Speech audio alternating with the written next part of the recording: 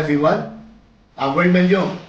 In concert magic performance, how can you create wonderful visual effects? Let me introduce you to this product, Supermark. Imagine a conclusion by an audience number, and then a UV symbol hinted at card appearance on your upper body, your arm, your forehead, and so on. What an amazing effect! What would it be even when appeared to marked A cards?